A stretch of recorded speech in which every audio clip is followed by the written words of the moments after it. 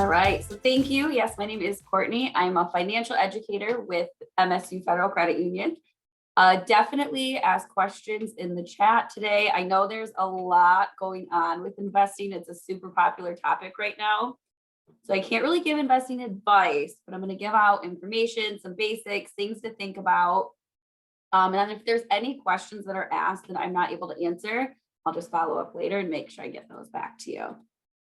So when we're first just thinking about investing, it's really just thinking about how can you make money on money that you already have or by allocating different resources. So it might be investing in something like stocks and bonds, or it might be real estate, but ultimately the goal is to make some money on that and have a profit. So today, really what we're going to talk about is when really to start thinking about investing. And I'm interested if you're comfortable putting it in the chat. If you are currently investing at all or not, if you just want to say I am, I'm not, you can send it to everyone or you can just send it to the panelists. And then I think only myself and Garth can see. But I'm kind of interested to see how many people have already started and how many are kind of thinking about it. And then kind of some things to research and think about when it gets to the time of investing, and then just some tips and reminders. All right, so we have some doing research, some not yet, but interested, and then some investing. All right, so we have a nice mix. Just open an account. I'm planning to get started. Interesting, I like it. Okay, so typically, I like to talk about things that kind of you want to have in place before you really dig into investing. With investments, it's really something that should be for the long term. However, which I'm going to talk about with investing, it should be for the long term. So the longer you have money in there, the more chance you have to make money. So the sooner you start, the better that can be for you. So I know that kind of sounds backwards, but it's really thinking about getting yourself in a really good financial spot right now so that you are in a place where you can invest and have it be a little bit less stressful and help you reach some of those goals. So some things that I like to think about, and my coworkers and we talk about it, of things to have done really before you dive into investing is looking at your debt and what the interest rate is on that you would be paying. Do some research and see what the average you can make on the different kind of investments that you would be interested. Again, recognizing that's just an average. It could be more, it could be less. And thinking about, would I be losing more money by paying the interest I'm paying on my debt than I would be making on investments, where it would make sense to pay that down a little bit sooner? Or would it make sense to continue paying on my debt like I am and still invest some of the money with the opportunity to make a little bit more?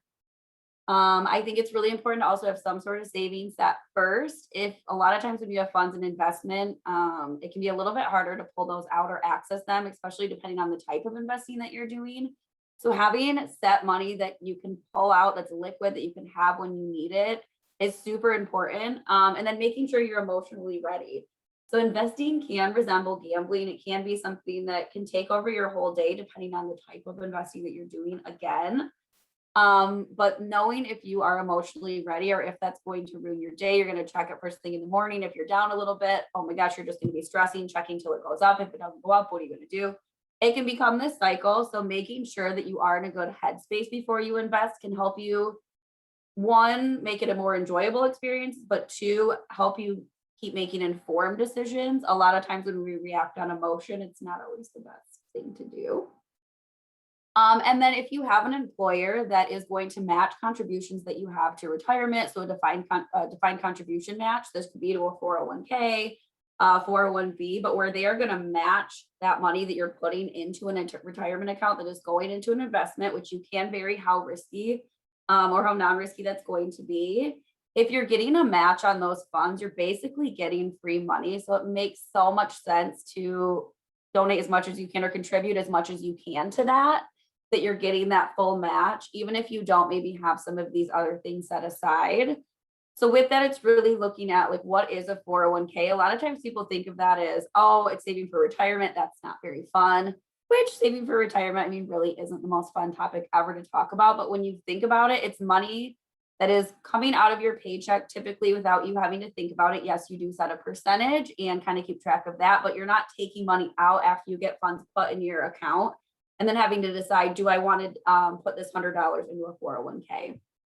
But with that, you do have typically you have some leeway over how risky those investments are going to be. It's typically recommended to start riskier when you have more time to recover funds. So the further away you are from retirement, the riskier you can be. And then the closer you get to retirement, typically you want to make it less risky because the funds that are in there, if something happens to them, you don't have as much time to recover. They may be borrowed against, but one thing to think about is if it's going to be traditional or Roth. So we're going to talk about this a little bit on another slide. But another option would be an IRA. With this, it can be investing or it can just be more or less setting money aside in an extra safe way for retirement. So if you go with a financial institution to open up an individual retirement account, a lot of times it's just going to be a certificate or something where you're not going to earn as much because there's no risk. Maybe you're going to earn like 0.5% right now. Rates are really low. But there's no risk of losing that money. Whereas if you are using an IRA for investment purposes, which we're going to talk about some of the apps at the end, at that point, you do have the ability to earn a little bit more, but then you also have the ability to lose some of that money. So when you're thinking about what I want to invest into, one of these plans or a retirement account as traditional or as Roth, really thinking about tax bracket. So a lot of times the Roth option makes sense early on when you're in that lower tax bracket than you would be when you retire. So a lot of times once people are nearing their peak earnings, it makes sense for them to adjust to traditional, assuming that then they'll be in a lower tax bracket during retirement. So here we have lower taxes. You might want to be depositing to or contributing. I don't know why I keep saying depositing, contributing to a Roth here. Then once you get a little bit higher and those taxes are higher, so you could switch to traditional, looking at where your tax bracket might be with that retirement income. So a lot of times people wonder, what should I be doing with those? A lot of times you are thinking about tax brackets. When do you want to pay the taxes on it? When you're putting the funds in or when you're taking funds out at the end. And then really thinking about, I know a lot of times people are like, still, it's not really that fun to invest in retirement accounts. So I was looking at some stats, and IRA, a lot of investment IRAs are averaging like 8 to 10%. A lot of investments in 401ks are like 3 to 8%. So here's just showing a little bit of, if you can start those investments early, the impact that can actually have on the end goal because of compound interest. So here it shows if you can start saving $5,000 a year at 25. So think about it. You graduate, you get that first job, and you find an employer that's going to match that. So if you only have to put in $2,500 a year, divide that by 12, it's automatically coming out of your paycheck. And then if your employer can match the rest, it's really not as much as it seems like when you hear that like initially. Say you earn that 8% back per year, you've only invested for 10 years, which obviously you want to keep going longer than that so you have more money than this, but this is just showing the value of compound interest. You would have almost $800,000 when you're 65. Whereas if you start investing in 35 and do it for 30 years, so that's a lot more than the $50,000, still getting that 8% back, you only have $611,000. So I know it still seems like a lot of money, but when you think of inflation and money that you have to live off of, why not just have it be that much better, especially if you're continuing to add after 35 to see where you could end up. So really compound interest is money that you earn as interest on the original deposit plus the interest you earn on the previous cycle. So I kind of think of it as interest on interest. So whether it's in a savings account, certificate, or investment account, the longer you are able to put money away, the larger the potential is for earnings. So that's kind of why we talk about retirement and all this stuff now, even though, you're probably still working towards that first job. Retirement is an investment. So the sooner that you can save for retirement and begin your investments, the longer it has to grow and accumulate that compound interest. Which just helps time be your best friend. I heard somebody call compound interest the eighth wonder of the world, or compound interest is a person's best friend instead of dogs or diamonds. But all right, so when we're looking at the emotional side of investing, I saw this quote that I really like: success in investing doesn't correlate with IQ. What you need is the temperament to control the urges that get other people into trouble. So it can be extremely hard to know what to do with investing. Should I put money in this? Should I take money out? It's going up or down. What do I know that I want to do? There are some investment apps that you can play around with where you're using kind of like fake money and investing it, and then you can kind of see how you're doing along the way. For me, I started with an investment journal. So I kind of wrote down like, why do I want to start investing? What are my goals from this? What's the purpose? And then kind of what would make me sell? Would it be if things went up or down a certain percentage, if things changed in the company, what things would actually make me do that? And now when I look at my investments, if I kind of get like, oh gosh, I don't know what I should do. Should I sell this? I kind of look back at that as a guide. Obviously, I don't stick with everything in there because there's other factors taken into account, but it can be a really good way to keep you grounded in what those original thoughts and goals were and help you take some of the emotion out of it. Or instead of using an app, even just yourself doing some research, making a decision without actually putting money on something, and then monitoring that for a couple of months, seeing what would you have done along the way? How would that have worked out for you? And sometimes that can help you build a little bit of confidence before going in, or help you realize maybe it's time to do a little bit more research. Speaking of research. All right. So when you're making money off of investments, it's either capital gains or dividends. So with capital gains, it's really you're selling it for more than you made. So my husband struggled with this for a long time when he first started investing. He's like, I made $1,000 today on my investments. They went up. And I'm like, it looks like that today, but you haven't actually made $1,000 because there's so much time for this still to go up and down. So it's really when you're selling it for more than it was purchased. So it's okay to still get excited when things go up that you do have, but recognizing that until you sell it, it's not actually a gain that's in your pocket. It could all still go away. And also keeping in mind there are tax implications with capital gains. So if you own an investment for, I think it's a year or less, any money will count as short-term capital gains and it's actually taxed at the same rate as your normal income. So sometimes it can still make sense to buy something out, take that money, but recognize if it is a pretty large sum of money that you're making off a capital gain, that is going to be taxed, and maybe set aside some savings for that if you think it's going to impact you either getting money or owing money. If you own it for more than a year, you kind of get like a little long time discount, and it's just at a lower rate than standard income. So there is an incentive to keep those investments for a longer period of time. And then dividends are paid by some companies at intervals. It might be quarterly, monthly, it could be annually. It really depends on the company and the investment type. Sometimes people will reinvest these dividends into the company or they'll take them out. If you take them out, keep in mind, I think it's still considered like normal income if you take them out. I think, yeah, it is reportable income, no matter what you choose to do with them. So either if you reinvest them or take them out, and if it's more than a certain amount, you'll get a certain form for your taxes. Just keeping that in mind, a lot of times people don't really think about taxes when they're thinking about investing, but it is a really big thing to think about. And then also looking at some of the differences of when you are investing. So if you've ever heard like small cap, medium cap, large cap, it really just refers to the stock shares of a company. So typically the larger cap companies are less risky to invest in because they're already established. They already have pretty high stock value, high stock shares. They've been doing well as a company, and they're already very stable. So at that point, you're probably paying more or only able to buy fractions of those shares. But at the same point, you kind of know that it's not going to go bankrupt tomorrow. But you typically don't have the ability to make as much if you're buying it for more unless something big happens again. So kind of keeping that in mind. Whereas if you go with smaller ones, it is riskier because they haven't been able to prove themselves yet. You don't really know if that is going to do well like they want to do, or if something else better is out there, or if maybe the world's just going to change and that's no longer relevant.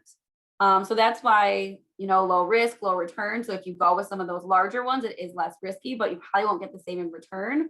With that high risk, you can have higher return, but you also can have more likeliness of losing it all. So that's why people will always say diversify your investments. If you were thinking about last year, if everyone was just invested in, say, restaurants and, like shopping in person, department stores, they probably would have taken a really big hit and been hurt. Whereas if it was diversified in those things, as well as Amazon and different technology things, they would have been able to offset it because other things did so well while those things were struggling. All right, so then kind of looking at what is the difference between stocks and bonds. With stocks, a lot of times that's you purchasing a fraction of that company. So you are a part owner. You really want to make sure you're doing research, make sure that that's something that you know what you're getting into. With bonds, it's a little bit more like an IOU, kind of like you're lending a company money and then eventually they're paying you back with a little bit of interest. Pretty basic there. Then looking at exchange traded funds and mutual funds. So they're very similar. It's basically for both of them, you can really diversify things, but how you do that is a little bit different. So with ETFs, they are on an exchange. You can trade throughout the day. You don't necessarily have to wait till the end of the day. The risk levels change based on the type of ETF that you do. So definitely do your research on the different types of those. And information is constantly changing throughout the day as they're able to be bought and sold at any time of the day. Mutual funds, on the other hand, they're similar, but they don't really have the same buying and selling options. It's a little bit more expensive because they are bought and sold through a portfolio company. And you redeem or you sell at the very end of the day. So you get a little bit of help there, but you maybe don't have as many options. So kind of thinking about how much work do I want to put into this?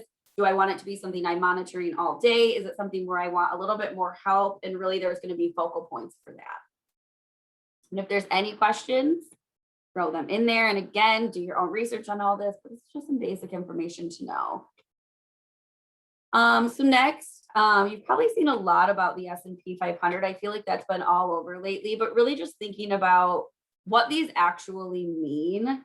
So the basic mission of these three market measures is really just providing a quick look at how the market and the economy are doing. The way they go about it, though, is very different. So looking at all three of them can be really helpful. I would say the Dow and the S&P 500 is probably the most widely followed based on my research, people I've talked to, and what I see the most of. So Dow is affected by changes in stock prices. So companies with a higher stock share price or a more extreme price move have a greater effect. Whereas in the S&P 500, that's 500 companies and it's weighted on their market value. So that way a 10% like change in value will impact the same if it's a $20 stock or a $50 stock. But taking some time to look at those can be really helpful, trying to understand them a little bit more. What does this mean if they're going up, if they're going down? Look at trends to see kind of what that might mean for the future. With investing, it can be really hard to know what to look at. A lot of things that you can find and a lot of the information you can find is in the past. So how do you know what's happening now? What things are predicted in the future? Obviously, looking at those past trends can be helpful, but with how much things have been changing, especially recently, knowing a little bit more can help. So looking at like, what is a company's net worth? So what is the value of the assets a corporation owns minus the liabilities that they owe? So this can be really important to gauge a company's health, give a snapshot of their current financial position, look at net income. So when you're looking at some of those financial statements, looking at the amount the company takes in, like once all their costs of production, tax, interest, depreciation, amortization, all those things have been done. Their earnings per share can be really helpful. Also knowing who's on their management team. So how have other companies done who have been in their management? Do their goals and missions align with yours? Is that something that you would want to be invested in? Who are their competitors? Are they staying up to date on things, or are there other people that are kind of up and coming that could be taking them out? And then the hard one at the bottom is what economic financial changes are there, but still knowing and looking at what some of those predictability changes are going to be, or those trends are huge. If you can see like some of the laws that are passing and things that we know that are going to, start becoming big, looking at how can you invest in some of those companies, what are going to be the most reliable companies, and those things can be really helpful. And then remembering what you see on the news may not be reflective of current or future situations. So do some research, look at some forms, figure out what are the most important things that you should know. Um, and really do some of that work first. You can call companies and ask questions. You can monitor their social media and see kind of what type of things that they're putting out. But make sure you understand even like what intangible things are they doing? What work are they doing behind the scenes? What investments are they making in their own company? What advancements are they making? That can tell you a lot too about, do I actually want to make this investment or not? All right. So talking about some tips, we talked about diversifying. If anyone that is investing is comfortable kind of throwing a little bit in what you're investing in, I'm interested to see with that. Diversifying can be easier or difficult depending on the type of investment that you're doing, the type of support you have. If you're using a brokerage, if you're using apps that provide some of that detail for you, if you know a little bit more about investing, but really making sure that you're not investing all in the same type. I know like technology, AI, all those things are big, but still trying to differentiate a little bit more in there. And expecting loss is just something that goes into making any investment. Even putting into my 401k, once everything shut down last March and I looked at my account, I had lost money. I was up a lot before that and I lost, but I didn't let it upset me. I recognize I have years more than I would like until I can retire. I have plenty of time to make that up. And anytime you're putting money in an investment and there's risk, there's the opportunity for loss. There's also the opportunity for it to come back. So really knowing, when is this a loss that maybe it's time to give up on, or when is this just a loss that's normal part of the ebbs and flows of investing? And what is that impact going to be? And then also kind of knowing when you might need that money is a good thing too, to know how impactful that loss will be. Do you have this investment as a way to, pay off college debt after? Is it a way to do certain things? What is that loss impact going to be? Being aware of fees is huge. So I see some people have downloaded a couple investment apps to help with the process, which is great. There's so many investment apps out there right now, which does make it a lot easier to invest than it used to. But really just making sure you know what the fees are. Are there going to be fees if you ask a question? When you sell something, when you buy something, are there annual fees? Are there monthly fees? Just knowing what some of those are ahead of time, so you can make sure you're not losing more in that than what you're actually making. Know your risk tolerance. So this one kind of goes back to the emotional side of it. This can be really hard with investing. Investing can be extremely emotional. So knowing that ahead of time and what that impact is going to be, highly recommend that. Investment and tax advisors can be extremely helpful, but it's really important to make sure you talk to somebody that's reputable and that you trust. I know people that have spent a lot of money on investment and tax advisors that really weren't helping them. They were not providing sound advice and were taking more money than they should have. I think investment and tax advisors are a great resource and definitely needed if your investments are doing well, which again is the goal. But again, just really making sure that you trust those people with finances. You want to make sure that there's a really, really strong trusting relationship. Invest for the long term. So again, you have a better opportunity of making more, but also it can impact your taxes and all that fun stuff. Trust your gut with investing. So a lot of people go with their gut on a lot of things, but when it comes to finances, they'll go more on kind of like scared or things like that than what their actual gut is telling them. Obviously, like we talked about, your research and knowing what you're doing is going to be really important. But if something's telling you this is not a good idea or this is, it's not always going to be right, but trust that. And then don't over monitor. So investment tips that I've gotten was check either every month, every quarter, or every year. I try and do it every month or every quarter. If you're checking a lot of your investments every day, that's where it can kind of get to be overwhelming, or you're looking at it more of investing, or I mean more as like gambling, where it's like, okay, I'm up this much, now I'm down this much. And that's where kind of day trading can come into place. If you get into day trading and that's something you enjoy, that's fine. Really just trying to think about if it possibly is getting into a cycle where you're losing a lot more than you're making, just kind of waiting for that next win that you can get, but it's not actually covering any of the losses. And then investing in chunks. So this was something I did when I first got into investing, other than my retirement investing. It was super overwhelming for me and I wasn't sure where to start. I finally had saved up a little bit of money that I knew I wanted to invest, but I knew how mad I was going to be if I invested this money and then I lost it all, even though that's part of the risk with investing. So I saved up some money and then I invested in thirds. So I took a third of the money and I invested it in the things that I thought were a good idea. I waited, I think it was like 3 months, and I checked it a couple times between then and then. At 3 months, I looked again and I thought, okay, I have my next third of money. Do I want to continue with these same investments? Do I want to switch it up? What do I want to do? Waited another 3 months and then invested the rest. It was a lot less overwhelming for me that way than putting it all in at once and diversifying it, where this gave me more opportunity to reflect, think, and then invest the rest. So if you're somebody that is definitely interested in it, and like I'm seeing a lot of people out researching on it, not yet, I want to, that might be a good way to get started, and ways to save for that.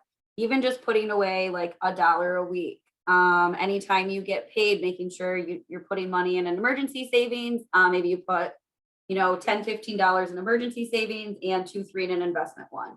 Not going to start out very big, but you can get there after a while. Save your change. Anytime you use cash, save the change. And after a while, use that for your investments. But kind of having a plan for that can be helpful. And then sometimes people do just want to start small. You can find some apps or ways to invest where there's no minimum starting balance. So you can just start with, a couple bucks. So if you are somebody, I see a couple people on here are using apps and websites. And there's some people that are really thinking about the ease of use. So some of these that are listed and some of them that I'm seeing in the chat, there's feedback that the app is really good, but the actual interface on the website is not easy to use, or vice versa. So really thinking about when you're doing your investing, what channel do you want to be doing it on and how easy do you want that to be? The accessibility of your fund. So what is it going to take to actually take money out that you've invested and have that back? How hard is that going to be? What fees are there going to be? Is it a percentage or a set fee? What other fees and commissions would be owed? And then what additional requirements are there? So knowing, are there minimum balance requirements? Can you buy partial or fractions of shares? What other things are going to be there before you get into it? And then over here is just a couple apps and websites to think about. So there's not one that I recommend or don't really recommend on top of another one. If anyone that is using an app wants to kind of say why they picked that one, I'm really interested to hear why. With Acorns, I've had a lot of students say they like this one because it takes a lot of the thought out of it. It's rounding up a total on purchases to the next dollar. And then it can invest it in a few different exchange traded fund portfolios. And it can be good to help with retirement savings. And I think it's like a monthly fee of $1 or $3, depending on the version. Like for the TD Ameritrade, I think that one was like good for beginners and active investors. There's no fractional shares, but there's also no account minimum and commission-free stock changes, which is really nice.